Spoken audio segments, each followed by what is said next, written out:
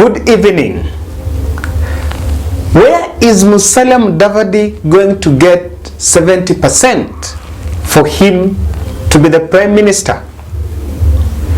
And where is Amason Kingi going to get 35% to vote for William Ruto in Kilifi to be the Speaker of the Senate?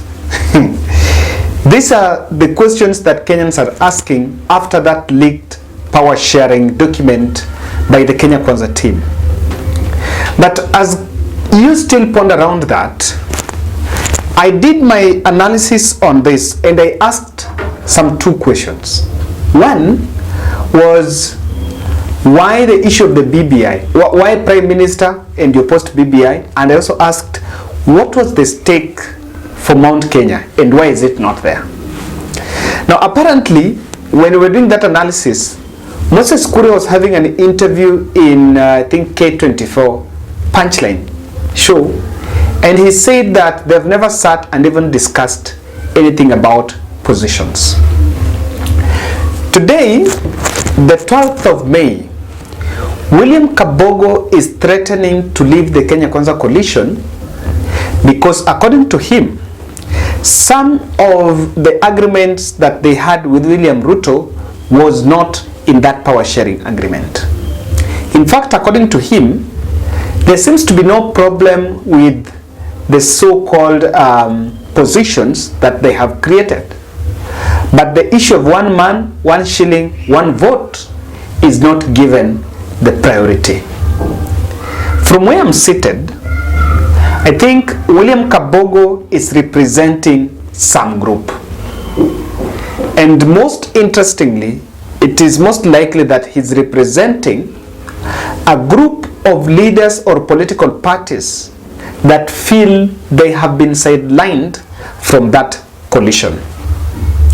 Secondly, William Kabogo is representing a voice of leaders from Mount Kenya who might also feel they are part of the Kenya Kwanza, but they are getting a raw deal.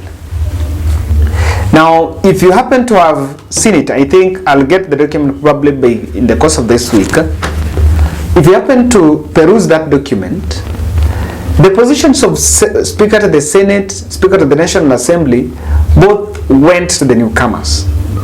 Now, from my understanding, there are also leaders there who might feel like they're not being part of it. So I want you to listen to William Kabogo's statement while he was addressing a rally in Kiambu. Nataka nitume ujumbe kwa sababu nimeona ile maandishi imepelekwa kwa political parties na UDA na ANC na Wetangula. Mimi sikuenda kwa William Ruto kutafuta kiti. Nilimwambia William Ruto katika mkutano wetu wa Dubai, mimi na yeye nikamwambia, usiniulize mimi nataka nini, sitaki chochote. Kile mimi nataka ni ugawaji wa rasilimali igawiwe kulingana na wingi wa watu, na akakubali. Hilo kitu sikuiona kwa hiyo maandishi leo. Na nimempigia William Ruto nikamwambia, ndugu, nataka ufafanue hii maneno nimeona. Nimeona mmegawa viti Mudavadi sijui na nani 30%. Mimi sitaki hata 1%. Lakini nataka wakaaji wa mlima, sio wa Kikuyu, wakaaji wa mlima Kenya waweze kusaidika na hiyo serikali yake. Kama haiwezekani, kama haitafanyika, sisi tutaondoka. Hata tukiondoka tukiwa wa 10, mtakuja kujua ni nini nilikuwa nimeona. Tunaelewana? Lakini why do you think William Ruto avoided the one shilling, one man aspect in that power sharing deal? While we know that they have an economic model, the bottom-up economic model that they want to use to revive the economy. However, for Mount Kenya leaders, quite a number of them opposed the BBI, but a majority of them were in tandem with the clause there that there was need to be equitable share of resources. And let me say something here. The breakaway point between William Samoei Ruto, or Dr. William Samoei Ruto, and the voters of Central Kenya, not the leaders, not the cheerleaders around him, is the issue of equitable share. People in the communities, people even in the rural areas, are nowadays more enlightened. And when they are told, it is very simple when they are told that we want to get the money depending on our numbers, not on the size of our land. So this is a very critical point that William Ruto decided to give a blind eye. While Kithure Kindiki in his own wisdom could set a trap of a percentage to Musalia Mudavadi, a percentage to Amason Kingi. So, and my perception would be that even the leaders from Mount Kenya have also been given a percentage or a threshold of the votes they are supposed to bring so that they get other elective seats. Very interesting. Why do you think William Kabogo is annoyed? Why is he disappointed? And that's what I want to explain here. But before I take to my 4 points, there is something that is true. What William Kabogo is saying he didn't want, where he's saying that I mentioned I don't want positions. He didn't want any position that will be given because he was going to vie as a governor. But the truth of the matter is that of the power sharing deal, the reason why it was leaked is it was leaked specifically to bring, or rather to expose, the divisions that can emerge in Kenya Kwanza. Surely someone is going to be National Assembly Speaker, Speaker of the Senate, someone is going to be Chief Minister. Now Mount Kenya is getting the running mate. But if you've been following Kenya Kwanza, you will understand that Mount Kenya politicians have a sense of entitlement, and they normally believe that everything is for them. That is the challenge that is going there. So let's get to the real reasons why William Kabogo is getting annoyed with Dr. William Samoei Ruto. If you're watching this video and you have not yet subscribed, I want to humbly request you to subscribe to our channel. Also click the notification bell just above the subscription button. And also, I want to find out, what do you think if William Kabogo is leaving and he's saying even if they can leave 10? Are you seeing a possibility of Kenya Kwanza splitting? Someone was telling me vita vya panzi furaha ya kunguru. When Alfred Mutua was breaking away from Azimio to join them, it was very easy. But then the same law that was locking Alfred Mutua in Azimio is the same law that is locking other parties. So there could still be another window of illegal party hopping. Now, Ruto wanted to avoid the benefits of Building Bridges initiative. And some of the benefits of, two benefits that were at the apex of that initiative was an expanded executive, and two was the issue of the equitable share of resources. And after it collapsed, they all came out and celebrated, and they only celebrated because, according to them, not that the document was wrong, but it was because they had said it is benefiting only Honorable Raila, His Excellency Raila, and President Uhuru Kenyatta. So anything that would be a benefit of BBI was going to vindicate him, and that is why he could not put, even if they had agreed like the way Kabogo is saying, but mentioning it is a challenge. That is why even in the power sharing deal, that prime cabinet secretary is a prime minister. And there is no way you can come out public and say, I want to be prime minister. I want to create the post of prime minister. Because it is going to show the kind of hypocrisy that he has since he opposed the process.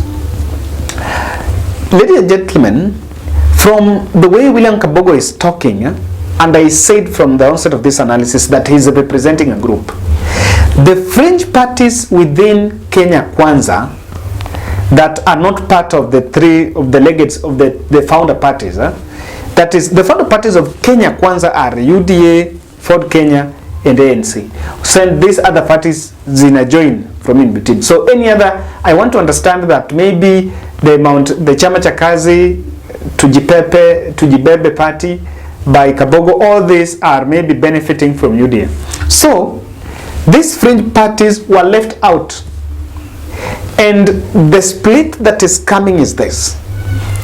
The fare of Kenya Kwanza national cake that UDA has, Mount Kenya is only going to benefit through the UDA wing. Now, in the same Kenya Kwanza, let me just explain so that you understand. Chama cha Kazi is there by Moses Kuria. The Farmers Party is by Irungu Nyakea. TSP party by Mwangi Kiunjuri and then Tujibebe. Now, all these parties, the leadership come from Mount Kenya. Now, if in the power sharing deal there is nothing for them that have been negotiated for them, then all of them were just there for optics. But it seems the Mount Kenya cake will be cut in between the running mate and the Mount Kenya UDA politicians. That is the kind of fear that William Kabogo is trying to explain here. But let's just ask a question here. If William Kabogo did not negotiate for any position, then could there be a probability that William Ruto was supposed to endorse him for the governor seat? Interestingly, the day Wamatangi was joining William Samoei Ruto in the Thika Green Stadium rally, that is the same day that even William Kabogo joined William Ruto publicly in a rally after missing for 2 months. Because after the Bomas of Kenya event, where Musalia Mudavadi made the merger with William Ruto, William Kabogo went missing. And after missing for quite some time, the very day Wamatangi was then crossing over to UDA, that is the day they merged together, Wamatangi, Kabogo, and the Jango, and Moses Kuria. So all of them came in there, and I think to what was received, the Dubai meeting that Kabogo might be talking about might have agreed that Kabogo was going to be the governor candidate. But somewhere in the middle, William Ruto changed the position. If you've been keen, if UDA always wanted to field a candidate, a governor candidate in Kiambu, then Wamatangi would have come earlier. Wamatangi was a late comer. And Wamatangi is very close to William Ruto. In fact, I'm told that somehow they are connected through some marriage there. So, I want to feel that Kabogo is feeling betrayed that William Ruto did not support his governor candidate. Because if he was not to vie for governor, then most likely he will be given a position. Lastly, and you can also help Kenya Kwanza here. What is bringing all this friction might be Mutua and Amason Kingi are perceived as latecomers, but they've had their share. Interestingly, they've had their share. And the other parties who are part of that Kenya Kwanza, they are feeling like they've been sidelined, while Mutua and Kingi came last. Do you know why? The problem and the blunder that Mount Kenya did, and I analyzed from, I think, my very early analysis in this channel, I once mentioned that the leaders that were in Kenya Kwanza, if they wanted to secure their stake, the framework of getting what belongs to them was through a political party. So what they would have done, they would have at least coalesced around Chama cha Kazi or any other central Kenya party and used that party to then bargain on table. But all of them blindly were in Kenya Kwanza, then they all came out blindly to feel like they have a sense of entitlement. I am not shocked that even Moses Kuria maybe did not ask for cabinet slots. because it became more of a gentleman agreement. And the blunder is by themselves, because they had made William Ruto, trusted him to be the kingpin. So what Deputy President was doing is, even if I don't give you a position, I have a support base. He has a sense of entitlement in the Mount Kenya support. The reason why he has to give something tangible to Kingi, Mutua, and the fifth and Mudavadi is because he is begging them and is trying to reach out. What Mount Kenya team, if they wanted a stake, they would have done is to cede, backtrack a bit and relax, then ask, we are going to support it for presidency. What is in it for us? The question of what is in it for us was never asked, and I think it is too late to cry. That is my analysis.